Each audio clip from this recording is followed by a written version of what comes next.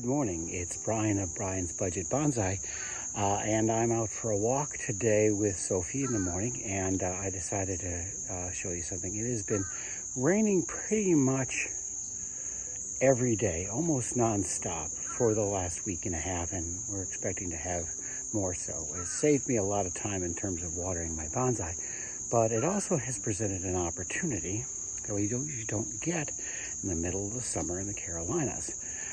With all this rain, as I'm walking along here, I have found a lot of moss growing alongside the trails here and in between the cracks of the sidewalk and stuff like that. And it's been my experience that if you're going to be collecting moss,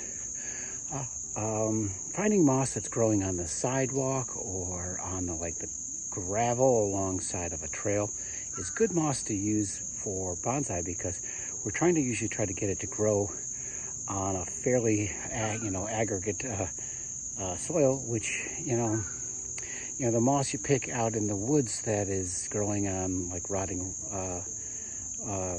logs and stuff like that, it doesn't survive being in the sun and trying to grow on essentially what is gravel.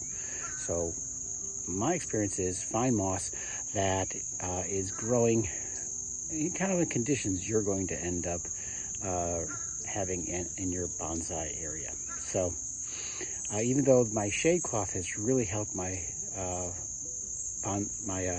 moss on my bonsai pots survive this summer, unlike most years where it's usually dry by now, also it helps that it has rained nearly constantly in the last week and a half. So I have 2 bags so far full of moss that I have picked and put in doggy bags, which of course has multi-purposes when you're walking your dog for obviously its intended purpose, but also collection bags for your moss. And I'm going to found a nice little patch here that I'm going to grab a little bit more of it and just to kind of show you what we're doing. Here's a nice little patch of moss here. Again, it's growing in gravel and just alongside of the paved path. You want to try to, of course, see if you can avoid getting any weeds in there, but you always will get weeds. And you can either peel this up with your nails, if you don't mind a little dirt underneath your fingernails, but also I sometimes will take just a sharp rock and use that to kind of like slice the moss off, like that. And put this, put it in the doggy bag, and just a little bit more here. All right, and essentially I have filled 2 bags worth of that type of stuff on this rock here. And some of this stuff, I collected earlier in the week, and it's already growing back. That's how wet and moist things have been in the last couple of days. This is good moss growing weather. All right, today we're just going to do a quick little redo of this little mini forest I've got here. I've got my little homemade dude riding his carpet and holding his white Russian. He's a little bit worse for wear. He's been out here in the elements, so he's going to go in and probably get a paint job. He kind of needs it. He's actually, some of his clay is cracking. This is just some of that Sculpey oven hardened clay.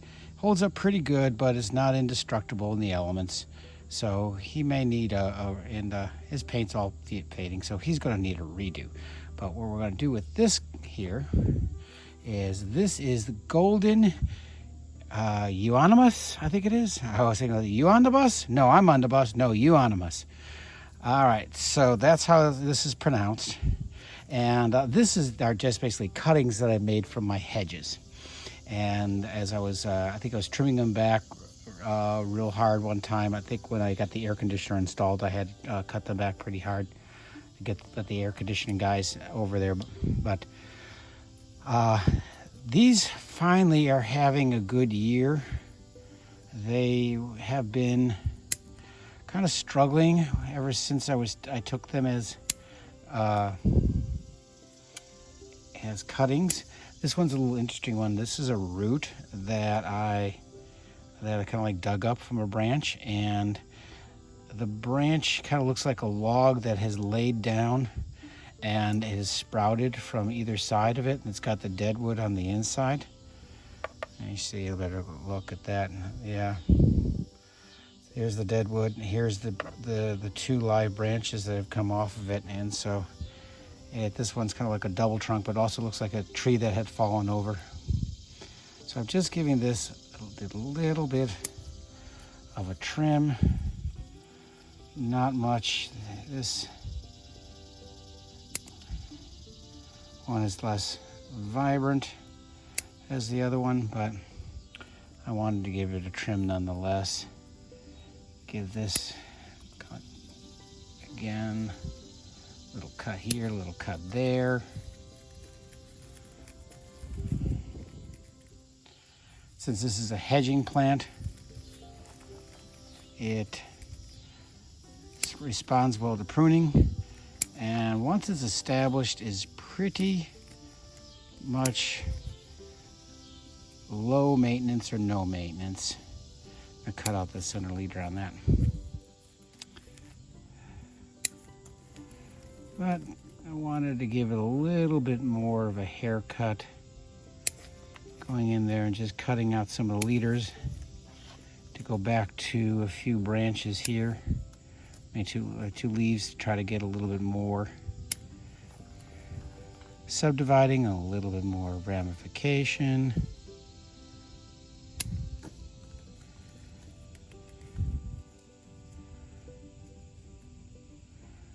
I also wanted to use some of that moss that I collected this morning and put more moss on this. This is very similar to the jalapeno pot that I had, where it's got a little bowl on the side, probably for dip, but I make that into a little pond, and having these branches kind of overhang this pond was kind of the look I was going for, and that seemed to be getting that pretty nicely there.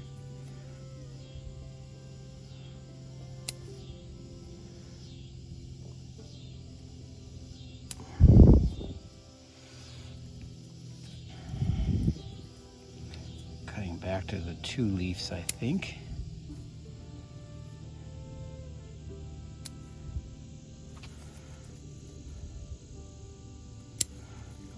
Previous pruning stub can go away.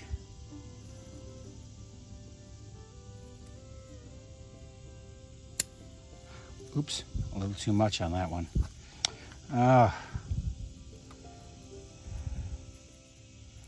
Was not controlling where the tip of that scissor was.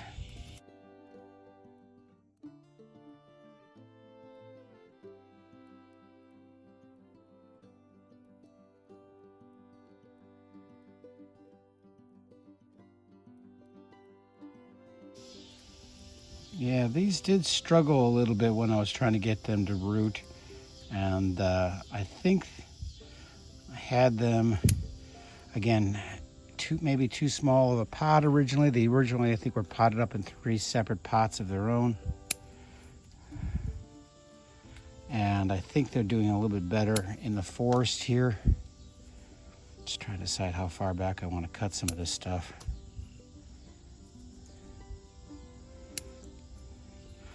I have the plants that these have come from, the bushes that they come from, I have like cut back to bare branches, like just bare stubs, and they grow back within a year. They're full bushes again. So they will respond very well to pruning. I saw like 4 branches coming from this one spot, so I'm going to cut out the 2 ones on the side in favor of these 2. Instead of having 4 branches, we're going to have just 2. And cut that back there. So even if I hard prune this, I think it'll be okay. But I'm not 100% sure. So I am leaving leaves.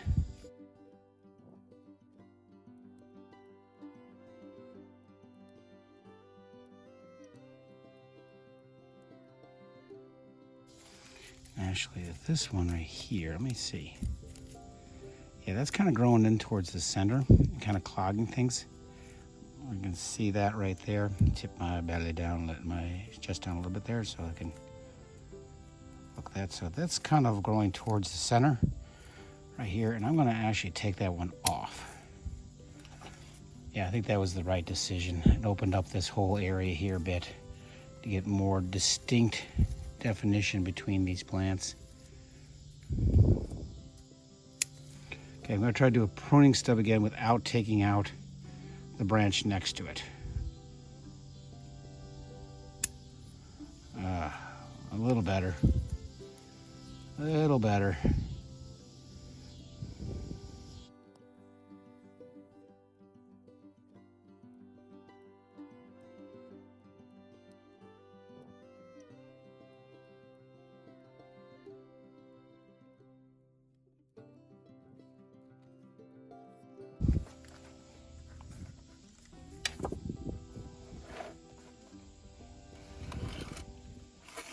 My outdoor turntable doesn't turn anymore. Yes, that'll happen. I might cut out this center branch here in favor of the 2 or 3 smaller ones behind it, like that. There, I think that makes it look a little bit better. Haven't let this one be, actually even this we can decide if we're going to have a dominant. I see there's like 2 branches right in a row. They're kind of all going in the same direction. And that's kind of like a bar branch from this one. If we cut this one out, it gives us a little more separation. And again, makes this look a little bit less like a bush and more like a tree. That's, of course, obviously the look we're going for. I think I'm going to do the same thing. Oof, gotta watch where this thing is pointed. I think I'm going to do the same thing on this thing, where I'm going to cut back this long center branch and in favor of the smaller branches back here. There we go. Gonna clean out this. Yeah, it's like I got a choice sometimes of like looking at the plant or looking at the phone. And if I look at the phone, I feel like I'm cross-eyed. If I look at the plant, I'm not always got the phone pointed in the direction of what I'm cutting. So it's still a work in progress here of using the Brian vision. Bear with me, peoples, bear with me. It's a learning curve.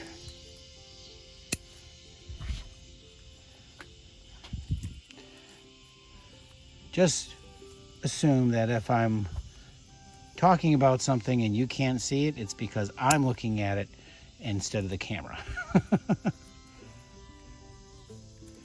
And then all of a sudden I'll notice that the camera is not pointing in the direction that I am pruning. I get rid of this little branch. I think it was kind of coming up and crossing this one above it. Okay, let's take a little step back. This one we're going to leave alone. It's the weaker of the 2. I don't really want to cut anything more off. These 2 are stronger. I think I am going to cut back just the same thing as taking this junction here. Maybe I can get a little closer here. I kind of take this junction back to here. Let this branch and this branch kind of go in opposite directions there. But I think that will give a little definition between, so you're not having this kind of crowding together. So there's a little bit more separation. And I can now see in here, I can cut that back to those 2 leaves. Yeah, those 2 leaves now.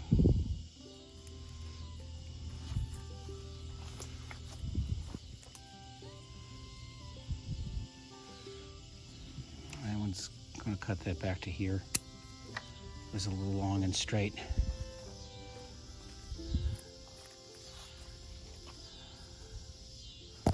Okay. Little pruning stub. Got that one without causing any damage. All right, dude. What do you think of your new home? Can you abide there? I bet you can abide there. All right, so I'm gonna now, as my bonsai dude substitute, James Dead would say, kind of moss it up. Okay, here's the tray full of moss that I collected this morning and yesterday morning.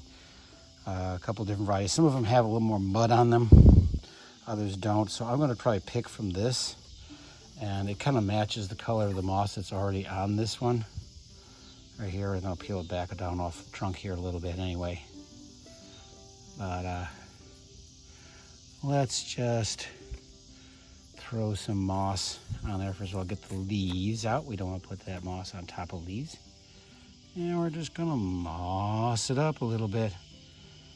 Now, James Den of Bonsai by the Sea did have a Moss It Up song, as I recall, one time, an original song he sang, which means he probably didn't have to worry about copyright infringement, and it was an original song.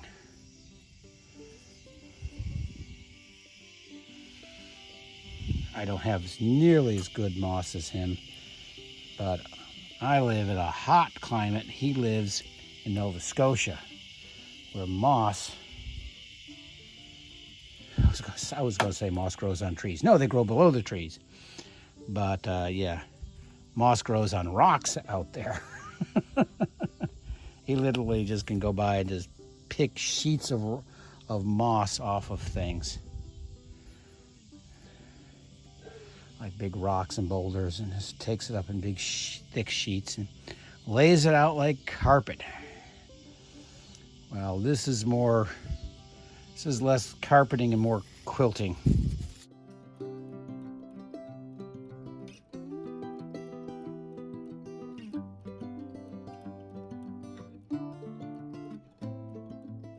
Or maybe more like doing a puzzle where none of the pieces were actually meant to fit together.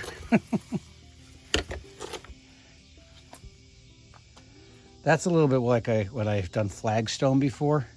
I've told people laying flagstone is a little bit like trying to do a puzzle where none of the pieces were ever intended to be put together.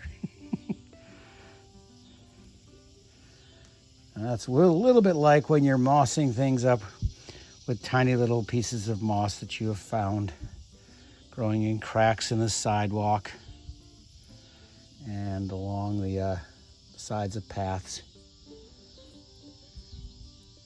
Yeah, that's a nice piece. Cover that whole area there. That one actually has a rock in it still. There we go. Oh, it still has a rock in it.